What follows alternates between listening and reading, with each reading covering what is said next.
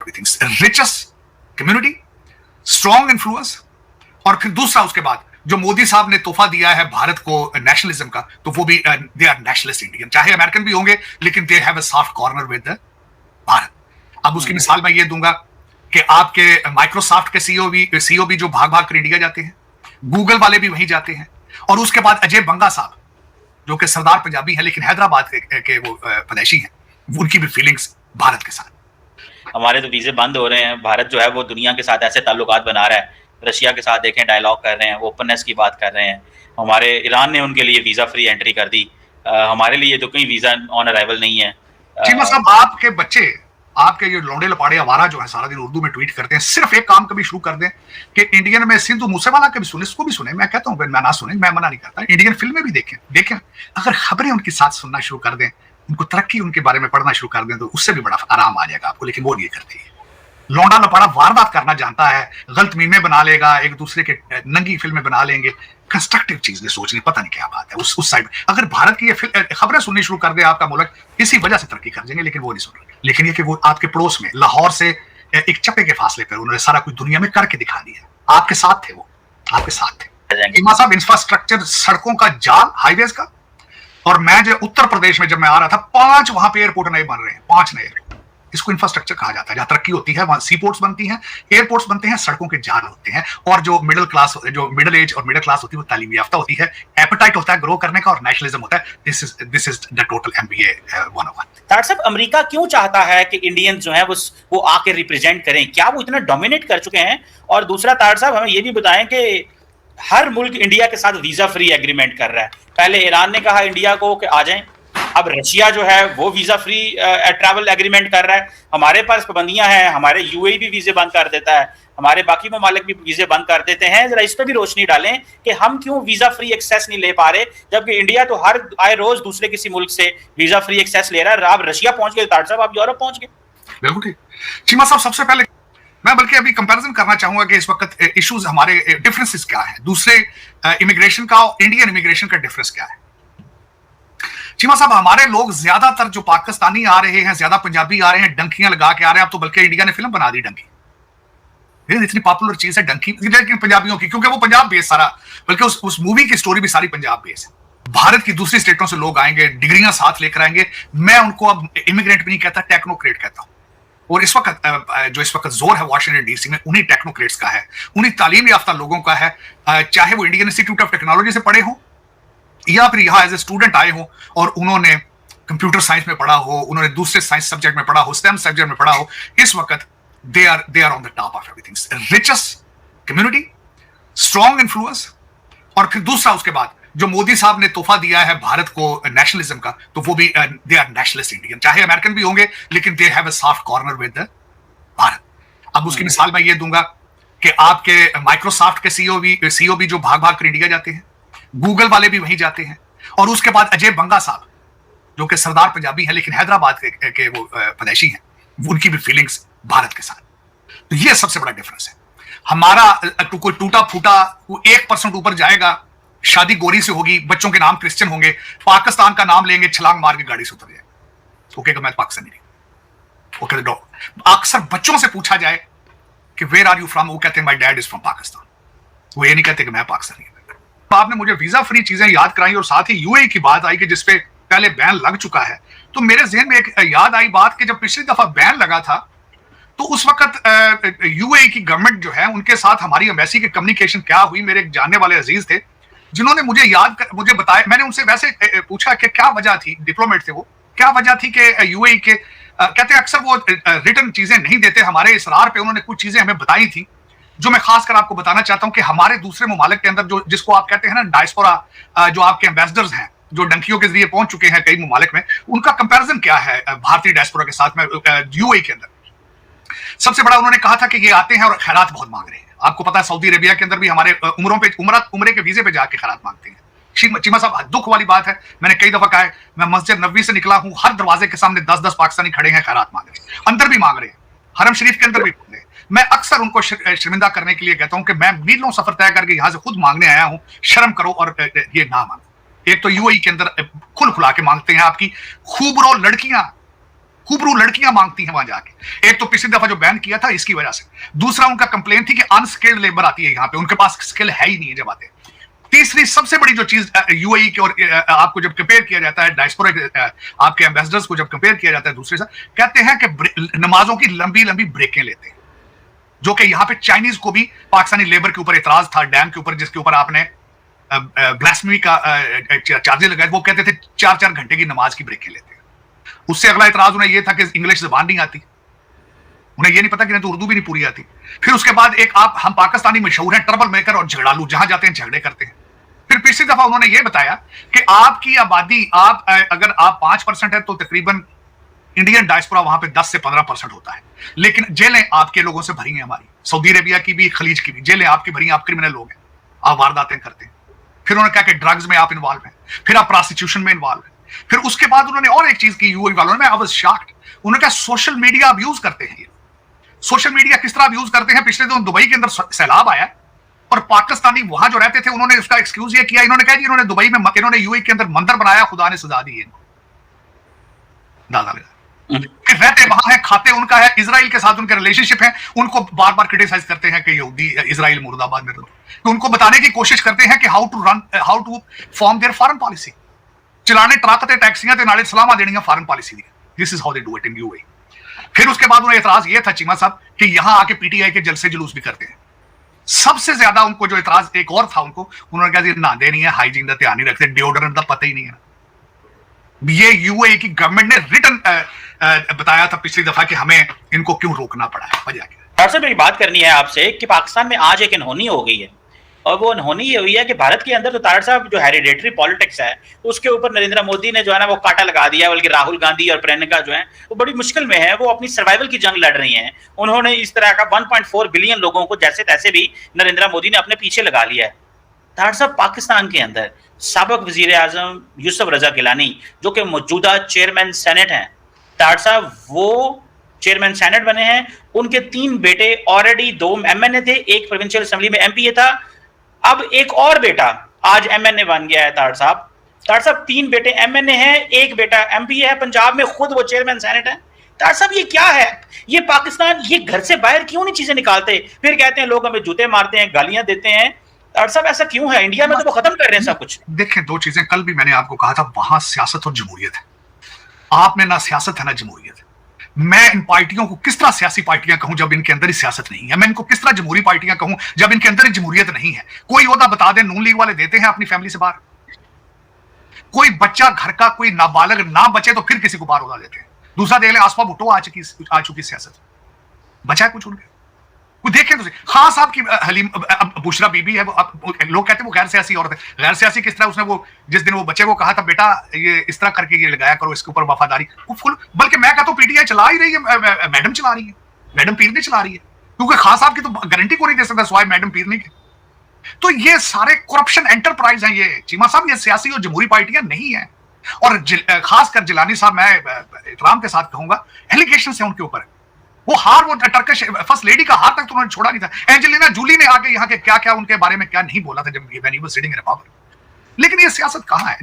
इसको कौन कहे ये सियासत है?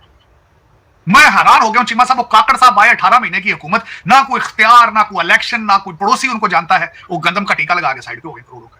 कोई पूछने वाला इसको? एक 18 महीने की केयर टेकर गवर्नमेंट जिसका सिर्फ काम इलेक्शन कराना था, $बिलियंस का टीका लाके ऊपर हट गए। और वो चौधरी साहब है रशिया में जिन्होंने सारी वारदात डाली उसमें, जिनको ये जाके मिलते रहे और उनके लिस्टें आ चुकी हैं कि कितने गिफ्ट लेकर गए थे या क्या कुछ, how he treated him in Russia. को पूछ रहा है उनको? चीमा साहब, एक सोसाइटी जब मॉरली बैंकरप्ट हो जाए, मॉरल से खत्म हो जाए, वो किस तरह एग्जिस्ट करेगी? नहीं करेगी। वो किस तरह एग्जिस्ट? मैं हैरान हूं कि you are still surviving on the map of the world. मैं I am surprised. You trying your best. 76 साल में आपने बड़ी कोशिश की है किसी तरीके से ये मुल्क खत्म हो जाए। 76 साल से एक बंदा नहीं है, आपकी पूरी एफर्ट है, 25 करोड़ लोगों की एफर्ट है, जो बिल्कुल मुंह परे कर लेते हैं, साथ पड़ोसी अगर ज्यादती कर रहा है, कोई जुल्म जना कर रहा है, मुंह परा कर लेते हैं। चीमा साहब, मैंने आपको बताया था कि इस वक्त आपके हालात ये हैं, सड़क के ऊपर कुछ ज्यादती हो रही हो तो वीडियो बनाते हैं कि इन वीडियो लाइव छुड़ा दे नहीं, वीडियो बना दे। चलो चीमा, लेकिन देखें, मैं तो खैर इन्हीं हालात की पैदावार हूं। उसकी वजह यह है कि इन्हीं सियासी जमहूरी ब्यूरोक्रेसी जज फ्रॉड की वजह से मैं 36 साल पहले महाजर होकर आया, इसी वजह से। और लेकिन इस वक्त every single person living in that country qualified to is a political can claim a political refuge in any country. You are all political refugees. Yes. आप विक्टिम हैं, आप आके पॉलिटिकल क्लेम कर लें कि मैं जजों से डर के आ गया हूं। आप क्लेम करें मैं सियासतदाना तो उजड़ के आ गया थे, मैनू फौज कोटा सटिया, मैनू डीसी गल पै गया सी, मैनू एसएसपी थाने पा के लंबा पा लिया सी, तो पॉलिटिकल रिफ्यूज लग गया। तो किधर नहीं हो रहा होते चीमा साहब। मुझे कल किसी ने क्वेश्चन किया जी आज वो कारगिस्तान में 10,000 बच्चा गैर महफूज है, मैं क्या 25 करोड़ बंदा बैठा गैर महफूज है, 25 करोड़ लोग गैर महफूज है, उनका क्या बनना है? उनको किसने रेस्क्यू करना है भाई? उसको किस जहाज में बिठा के कहां ले जाओगे 25 करोड़ लोगों को? आप कह रहे हैं 10,000 बच्चा वहां बैठा। लेकिन चीमा साहब देखें, ये फिर यही होता है कि जब कौम ही बेहिस हो जाए। वो कल किसी ने मीम भेजा, उसने कहा बदबू में ज्यादा अरसा रहे आप तो आपको फिर बदबू आती नहीं। आप एक ऐसे मुर्दा खाने में पड़े हैं कि आपको मुर्दों की स्मेल ही नहीं आती। आपको तो शेख रशीद ने स्टेज पे कहा था, उसने कहा ये कब्रिस्तान है, 25 करोड़ लोगों का कब्रिस्तान। जो चला रहे हैं, जिनके पास पावर है, उन्हें पता होगा। नमाजा भी पढ़ते ने, कुरान दे नाल देंदे ने, रेफरेंस भी देंदे ने, अदालतां च बहंदे ने रोज गाउन पा के, मोड़ियां दे बिल्ले लांदे ने ईमान दे ताकत तंजीम दे। चलो पसंद अपनी अपनी, नसीब अपना अपना। चीमा साहब डॉक्टर साहब बिल्कुल सही कहा आपने, पसंद अपनी अपनी, नसीब अपना अपना। सिर्फ इतनी ही बात है, मैं देख रहा था कि डॉक्टर जयशंकर ने कल कहा कि इंडिया जो है that is working for the री engineering of the global logistical map. मतलब ये कि हम डॉक्टर साहब एक तरफ वो ये कह रहे हैं कि हमने आर्कटिक तक कैसे पहुंचना है, एक तरफ वो कह रहे हैं कि हमने India middle east Europe trade कैसे चलानी है, international north south transport corridor कैसे चलाना है, म्यांमार थाईलैंड के जरिए हमने जो है वो पैसिफिक तक कहाँ पहुंचना है। कभी है हमने ये तार साहब ये बातें सुनी? हमारे पास तो ये डिस्कोर्स ही नहीं है, ये डिस्कशन ही नहीं है तार साहब। मैं तो मतलब आप तार साहब, हम जैसे आपसे बात करते हैं तो पता चलता है कि कोई किस लेवल पे सोच रहा है। हमारे यहाँ पे कोई लेवल ही कोई नहीं है। चीमा साहब आपकी जब हाईएस्ट लेवल का जो बंदा पाकिस्तान को चला रहा है उसकी औकात दुबई के 2 फ्लैटों से आगे ना हो, आप आर्कटिक के स्पेलिंग ना आते हो, आप फिर क्यों जाए, कहां जाएंगे? आपके बड़े से बड़ा ताकतवर आदमी, उसकी औकात क्या है? PR इन कनाडा, आप इससे नहीं आगे उठ रहे। तो वाह वाह, लंदन के फ्लैट से आप औकात ही नहीं है इससे आगे। बिलियंस डॉलर्स क्या कर रहे हो यार? खुदा, मैं रोजाना कहता हूं इधर भी कब्रिस्तान है यार, और जिनके पास कैनेडियन PR है वो भी मरते हैं वो भी। पता नहीं फिर इससे आगे मैं। हाँ चीमा साहब उसकी बात यह है कि देखें, डॉक्टर जयशंकर भी अमेरिका के अंदर यहां से रह के गया यहाँ पे। उन्हें नहीं सोचा थे मैं पॉलिटिकल साइलम करा ला, मैं बच्चे थे सेटल कर गया। बड़ी बात। पिछला अभी जो हमारा खासकर जो इस वक्त का सिटिंग एम्बेसडर था, अमृतसर जाके इलेक्शन लड़ रहा है, तरनजीत संधू, उसने नहीं सोचा मैं इथे रह जाऊं। उसकी बीवी अभी भी एम्बेसडर है। चीमा साहब सोच का फर्क है, सोच का फर्क। लेगेसी, लोग मर के अमर हो जाते हैं, कुछ जिंदा मर जाते हैं। आप मुर्दा ज़ेन होके जिंदा लोग हैं, वो मर के अमर होने का प्रोग्राम बना रहे हैं, लेगेसी छोड़ के जाने का। लेकिन चीमा साहब ये सोच का फर्क है, बहुत बड़ा फर्क। लेकिन ये आ नहीं सकता क्योंकि रवाज नहीं है पाकिस्तान। आपको या इस्लाम को समझ लें, या अपने आप को समझ लें, अपने DNA को समझ लें, अच्छा इंसान बनने की कोशिश करें, बजाय कि ये जो आप दिन में फ्रॉड करके उम्रे के प्लानिंग करते हैं, बखाड़े की नमाजें, हर गली में 8-8 मस्जिदें और एक दूसरे को काफिर काफिर कह रहे हैं। कोशिश करें, इनसे इज्तनाब करें, कोशिश करें कि एक दूसरे से मोहब्बत करें, ग्रो करने की कोशिश करें, नफरतों को छोड़ें, प्लीज आगे जाने की कोशिश करें। लेकिन चीमा साहब दर हकीकत कौमों में मैंने जो देखा है, मैं सारा दिन हिस्ट्री पढ़ने की कोशिश करता हूं, जब भी कौमों के ऊपर जवाल आते हैं, चीजें आती हैं, कोई ना कोई पैदा होता है इंसान जो उनको लीड करता है, जो उनको उससे निकालता है, जिसका अपना किरदार शीशे की तरह सामने हो, जिसके बच्चे लंदन ना बैठे। अभी तक आपके अंदर कोई पाकिस्तानी लीडर मौजूद ही नहीं, कोई मौजूद नहीं, पाकिस्तानी कोई लीडर, सारे फॉरेन। मैंने बताया ना, कैरी ऑन के साथ आते हैं, जाती दफा लगेज बुक कराते हैं, आती दफा कैरी ऑन होता है सबके पास। कोई भी इस वक्त आपकी रूलिंग एलीट में पाकिस्तानी मौजूद नहीं है। रूलिंग नहीं, लूटिंग एलीट में पाकिस्तानी कोई नहीं, ब्रिटिश एजेंट में सारे ब्रिटिश। बच्चा पैदा होता है किसी आपके ब्यूरोक्रेट का, किसी जज जर्नल का, वो पैदा होते ही लंदन, उसका नाम जो है वो विलियम रख दिया जाता है, डेविड रख दिया जाता है। सोचें उसके उधर, बस ये एक यही मार है आपको सबसे बड़ी। पता नहीं है वो कहां से किस तरह होगा, हालांकि आपके पास ये चीजें मौजूद हैं। आपके साथ सिंगापुर का वो जो प्राइम मिनिस्टर ली था, उसने क्या किया है, आयतुल्लाह खुमैनी ने किस तरीके से ईरान को खड़ा किया है, सैंक्शंस पे सैंक्शंस लगा के सारी दुनिया ने चोक करने की कोशिश की, आज भी वो जिंदा है। उन्हें IMF के पैकेज की जरूरत नहीं पड़ी आज तक। उन्हें नहीं जरूरत पड़ी। कितनी दफा उनकी रेजिम को चेंज करने की कोशिश की है अमेरिकन ने, क्या मैं थोड़ा पैसा लगाया होगा, बिलियन, वो नहीं बिके आज तक दुनिया। अब पठान ने ना अफगानी बैठे उन्हें IMF कुछ नहीं दे रहा, बल्कि उनके तो पैसे अमेरिका सीज करके बैठा है, चल ही रहे हैं ना वो, आपके सारे डॉलर सब करके ले गए आपकी मर्जी से। आप पता नहीं मेरा चीमा साहब, मैं बॉटम लाइन में जाके दुख के साथ ही कहता हूं, बॉटम मुझे लाइन फिर भी आके रुकना पड़ता है DNA पे आके, मैं कंपैरिजन करना पड़ता है DNA का मुझे आके, क्योंकि मेरी अकल फहम से सारे फार्मूले रुक जाते हैं यहाँ पे जाके। बुक बड़ी बड़ी किताबें एनाटॉमी की, हेनरी कैसिंजर, सारा कुछ फेल हो जाता है आप पे, पता नहीं क्या बात है। You are a supernatural human, supernatural, born to loot, man. This is that should be your national motto, born to loot. बिल्कुल तार साहब, बॉर्न टू लूट ही है फिलहाल तो यही है। मैं तो ये यूसुफ रजा गिलानी के बेटों की और इनकी देख रहा हूँ कि उनको एहसास ही नहीं है कि यार लोगों को पावर्स को डेलीगेट किया जा रहा है। उन्होंने कहा पहले मेरे बेटे MNA MP तो शुक्र करो he is not your president, शुक्र करो he is not your president. वो तो प्रेसिडेंट बनने वाला था, ये भी उनका नाम प्रेसिडेंट के लिए भी था कंट्री के। और तार साहब आप फ्री ने उन लोगों पे भी जो उनको वोट देते हैं। वोट जाते क्या फॉर्म, इस दफा पहली दफा मैंने इलेक्शन में लफ्ज सुना है फॉर्म 45 to 47। इस वक्त कौन सा इलेक्शन थे, कौन है की हो रहा है, मैं पता नहीं कौन चला रहा है, किस तरह चल रहा है, हाउ यू आर सर्वाइविंग, पता नहीं। कोई मेरी समझ, इसको सर्वाइवल भी नहीं कहते मेरे ख्याल में, तो सर्वाइवल के स्पेलिंग भी मुझे चेक करने पड़ेंगे। चले तार साहब देखते हैं क्या होता है। हमारे तो वीजे बंद हो रहे हैं, भारत जो है वो दुनिया के साथ ऐसे ताल्लुकात बना रहा है, रशिया के साथ देखें डायलॉग कर रहे हैं, ओपननेस की बात कर रहे हैं। हमारे ईरान ने उनके लिए वीजा फ्री एंट्री कर दी, हमारे लिए तो कहीं वीजा ऑन अराइवल नहीं है। चीमा साहब, आपके बच्चे, आपके ये लौंडे लपाड़े आवारा जो है सारा दिन उर्दू में ट्वीट करते हैं, सिर्फ एक काम कभी शुरू कर दें कि इंडियन में सिद्धू मूसेवाला के भी सुने, इसको भी सुने, मैं कहता हूँ मैं ना सुने, मैं मना नहीं करता, इंडियन फिल्में भी देखें। अगर खबरें उनके साथ सुनना शुरू कर दें, उनको तरक्की उनके बारे में पढ़ना शुरू कर दें, तो उससे भी बड़ा आराम आ जाएगा आपको। लेकिन वो नहीं करते हैं, लौंडा लपाड़ा वारदात करना जानता है, गलत मीमें बना लेगा, एक दूसरे के नंगी फिल्में बना लेंगे, कंस्ट्रक्टिव चीज नहीं सोचनी, पता नहीं क्या बात है उस साइड। अगर भारत की ये खबरें सुननी शुरू कर दे आपका मुल्क, इसी वजह से तरक्की कर देंगे, लेकिन वो नहीं सुन रहे।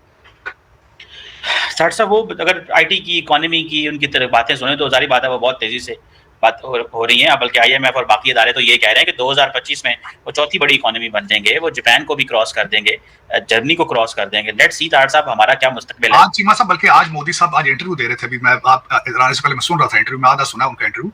जिस तरीके से उन्होंने ब्यूरोक्रेसी को रिफॉर्म किया है, जिस तरीके से उनसे क्वेश्चन किए गए करप्शन पे, किस तरीके से मेरिट पे भर्तियां शुरू की गई हैं, लेकिन वो आपके ब्यूरोक्रेट और आपका लौंडा लपाड़ा उसके प्रोग्राम में फिट नहीं आती चीजें सुनना, वो नहीं सुनना पसंद करते। लेकिन ये कि वो आपके पड़ोस में लाहौर से एक चप्पे के फासले पर उन्होंने सारा कुछ दुनिया में करके दिखा दिया, आपके साथ थे, वो आपके साथ थे।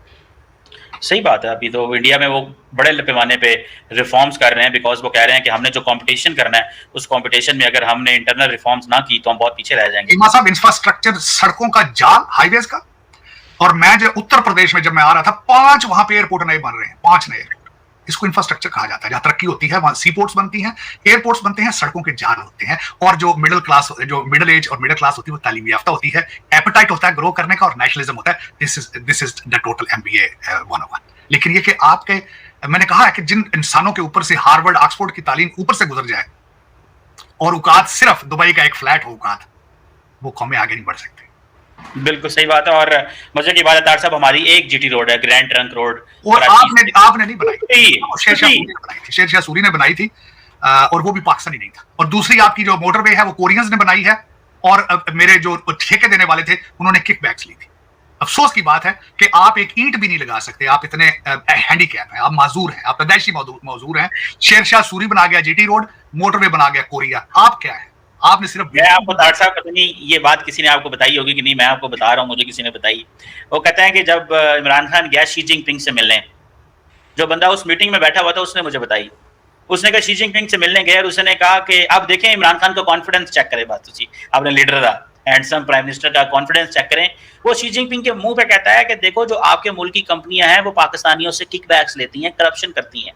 तार साहब, पाकिस्तान की तारीख में कभी ऐसे नहीं हुआ, मुल्कों के मामलात खराब होते हैं, कंपनियां करती हैं, लेकिन कभी किसी वजीर आज़म ने दूसरे सदर को जाके मुंह पे नहीं कहा, जिसने आपके मुल्क में 25 अरब डॉलर लगाया हो कि भाई आपकी जो कंपनी है हमारे, और इस बात पे वो चाइनीज गुस्सा करके, ठीक है, उन्होंने कहा ठीक है फिर अगर ऐसे है तो ऐसे सही, आपके लोग क्यों ले रहे हैं किकबैक्स, आपके लोग क्यों कर रहे हैं ऐसे। अब इमेजिन करें कि एक तो इमरान खान 3 दफा तारड़ साहब अमेरिका, इमरान खान गया है चाइना, एक दफा भी स्टेट विजिट पे नहीं गया। इस वाक्य के बाद उन्होंने उससे ताल्लुक ही खत्म कर लिया चीमा कि ये साहब हमारे मुंह पे बैठ के ऐसी ऐसी बातें कर रहा है, चीमा हमारी कौम इतनी जी बता सकती। चीमा साहब 2 चीजें उसमें मैं ऐड करना चाहूंगा। उनके जो सबसे चहेते वजीर थे कम्युनिकेशन के, मुराद सईद, उनको वीजा नहीं दिया गया था चाइना का, नंबर 1। दूसरा, ये वही बंदा है, इसने धरना दे रखा था इस्लामाबाद में जब चाइनीज प्रीमियर ने आना था, और इसने धरना वहां से नहीं उठाया था। तीसरी चीजें मैं बताना चाहूंगा कि इन्होंने सिर्फ चाइना का नहीं कहा, ये मुसलसल कहते रहे हैं कि पाकिस्तान का सारा करप्शन का पैसा लंदन पड़ा है। ये अमेरिका और लंदन को ब्लेम करते रहे हैं कि ये डेवलपिंग कंट्रीज के पैसे क्यों रख लेते हैं।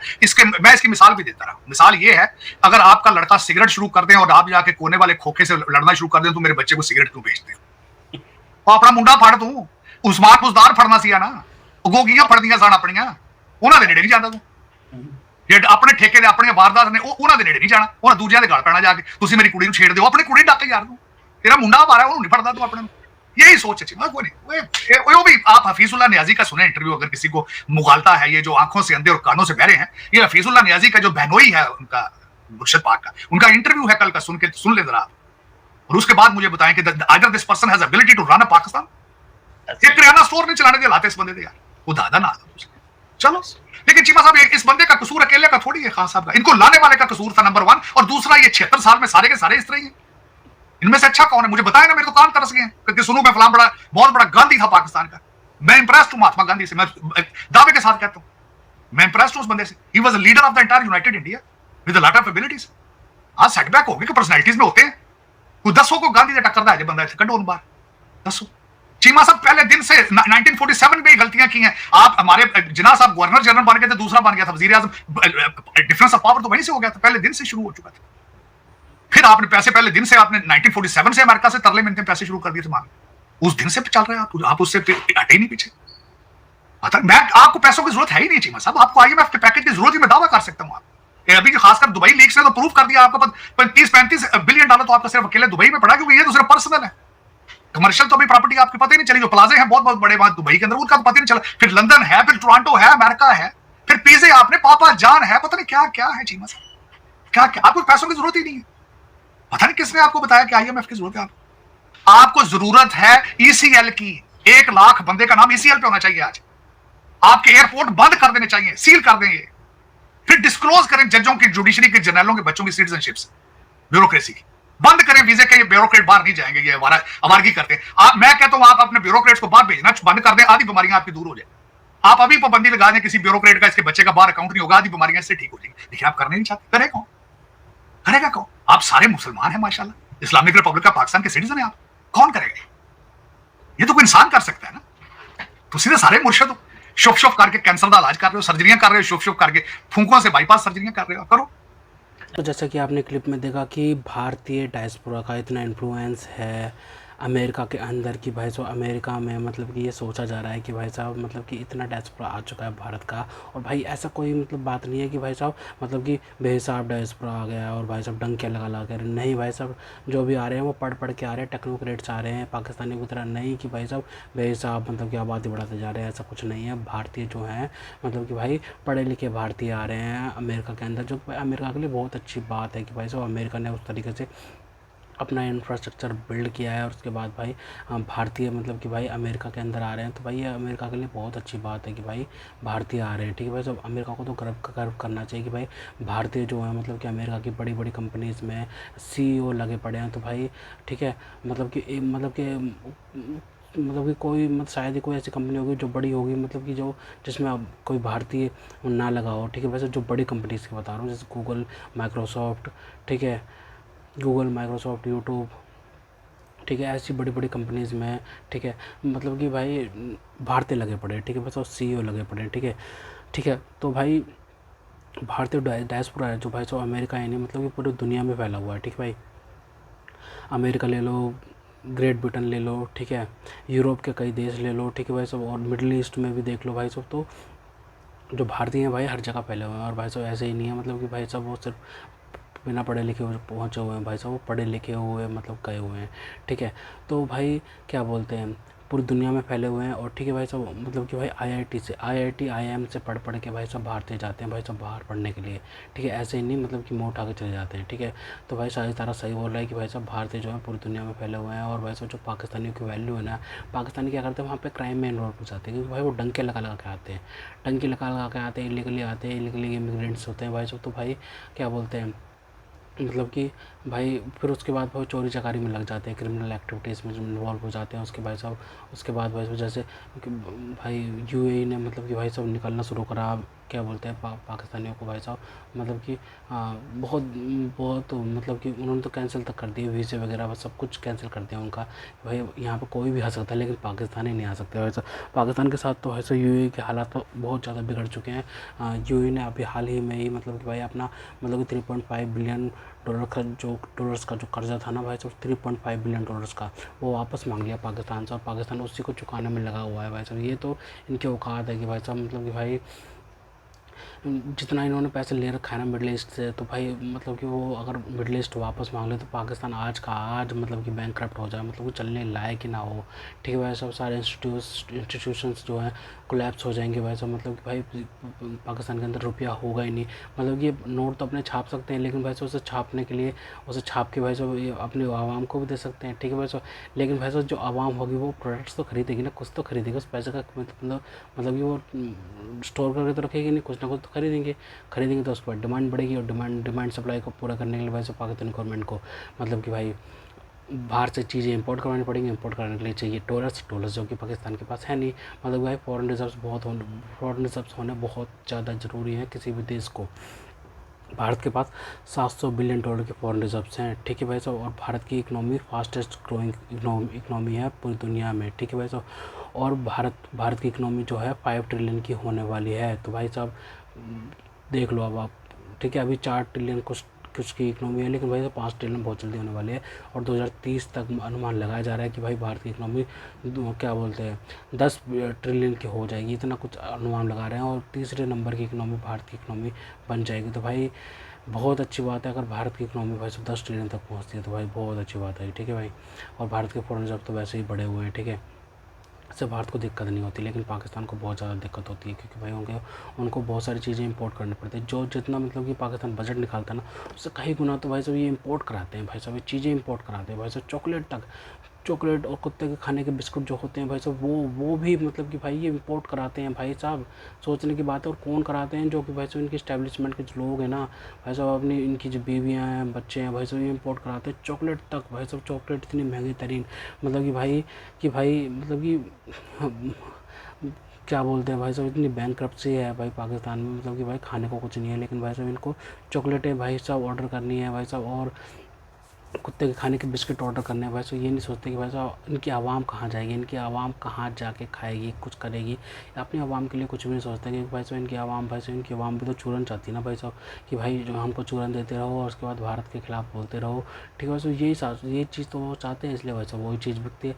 जिस चीज़ की डिमांड होती है भाई साहब वही चीज़ तो बिकती है। तो भाई पाकिस्तान में तो ये चीज़ भारत की दुश्मनी भेजी जाती है, ठीक है भाई साहब। और दुश्मनी के बदले में भाई साहब इनका खून चूसा जाता है, ठीक है भाई साहब। इनसे कहा जाता है कि भारत आ जाएगा खा जाएगा भाई साहब, कुछ मत बोलो, ठीक है भाई साहब। हम जो पैसा लगा रहे हैं सारा डिफेंस में लगा रहे हैं, इसलिए लगा रहे हैं कि भारत एक दिन आ जाएगा और कब्जा कर जाएगा। इन गधों को ये नहीं पता कि भाई अगर भारत को कब्जा ही करना था तो भाई 1971 में भारत इतनी सारी ज़मीन पाकिस्तान को वापस नहीं करता, ठीक है भाई साहब। बांग्लादेश नहीं बनाता, बांग्लादेश भाई साहब इतनी बड़ी ज़मीन आ गई थी बांग्लादेश को भाई साहब भारत अपना हिस्सा क्यों नहीं बनाया, क्योंकि भाई साहब हमें चाहिए नहीं भाई साहब। ये जो मुसलमान इतने सारे बस गए वहाँ पर वहीं पर रहें, सही है भाई यहाँ पर ना आए। हम तो वैसे भी भाई साहब इलीगली जो आ रखे बांग्लादेशी उनको भी निकाल रहे हैं भाई साहब। तो हमें तो कोई ज़मीन से कोई मतलब ही नहीं है। अगर ज़मीन का इतना ही मसला होता तो भाई पाकिस्तान में नहीं बनता, बांग्लादेश में नहीं बनता, ठीक है भाई साहब। लेकिन भाई इन गधों को कौन समझाए कि भाई साहब भारत जो है, भारत ने आज तक अपने इतिहास में कभी किसी देश पर किसी की 1 इंच ज़मीन पर भी कब्जा नहीं किया।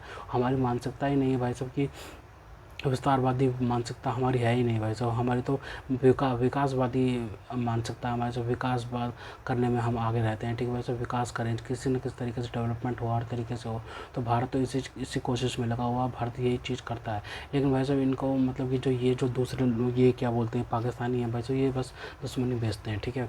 मतलब कि भाई भारत की कोई भी अच्छी चीज़ में मतलब कि भाई साहब खुश नहीं होते। भारत ने चंद्रयान को भेजा था भाई साहब, ठीक है, चंद्रयान सक्सेसफुल हुआ, चंद्रयान 3, तो भाई साहब पाकिस्तानी कहने लगे कि भाई साहब ये तो एआई है, एआई कहने लगे तो गया ही नहीं है, मतलब प्रूव दो करने लगे। और जब मतलब कि भाई सब चंद्रयान पे मतलब कि भाई सब नहीं पहुंच पाया था हमारा रॉकेट, तो भाई तो वहाँ पे कहने लगे कि भाई ये देखो ये मतलब क्या बोलते हैं, इतना पैसा बर्बाद कर दिया, ये बर्बाद कर दिया, वो कर दिया। लेकिन भाई जो इन्हें समझ नहीं आती भाई, तो कोशिशें करनी पड़ती हैं। स्पेस में एक्सपेरिमेंट्स होते हैं भाई साहब, उसमें पैसा लगता है। अगर एक्सपेरिमेंट नहीं करेंगे तो भाई साहब वो स्पेस एजेंसी कोलैप्स कर जाएगी भाई साहब, क्योंकि स्पेस एजेंसी में सबसे बड़ी चीज़ होती है एक्सपेरिमेंट करने की भाई साहब, नई नई खोज करने की, ठीक है भाई साहब। उसी से ही मतलब नई टेक्नोलॉजी मिलती है, नई चीज़ें समझने को मिलती हैं कि भाई साहब आगे चल के किसी डिमांड है। जैसे भाई एयरक्राफ्ट को ले लो, एयरक्राफ्ट जो है भाई साहब पहले फर्स्ट जनरेशन आया, दूसरी जनरेशन आया, तीसरी जनरेशन आया, चौथी जनरेशन आया, पाँचवीं जनरेशन का एयरक्राफ्ट भाई साहब हवा में उड़ रहा है, ठीक है भाई साहब। पाँचवीं जनरेशन का अब जल्दी से जल्दी भाई साहब अगले साल या इसी साल में सिक्स जनरेशन भी आ जाएगा, फिर seven generation, eight generation, nine generation, ten generation. भाई साहब ये सब चीज़ें करनी होती है भाई साहब, अपग्रेड करते रहना होता है, तभी जाके भाई साहब सक्सेसफुल हो पाते हैं भाई साहब। किसी एनिमी से लड़ा जा सकता है, लेकिन इन्हें यह बात नहीं समझ में आएगी। लेकिन भाई भारत तो तरक्की कर रहा है, करता रहेगा। तो खैर तो दोस्तों, अगर आपको हमारी वीडियो पसंद है तो कम से कम व्हाट्सएप पर जरूर कीजिएगा, साथ साथ चैनल को सब्सक्राइब करके हमारा मनोबल जरूर बढ़ेगा, ताकि हम आपके लिए ऐसे ही मनोरंजन वीडियोस बनाते रहें। तो गाइस मिलते हैं आपसे अगली वीडियो में, तब तक के लिए जय हिंद।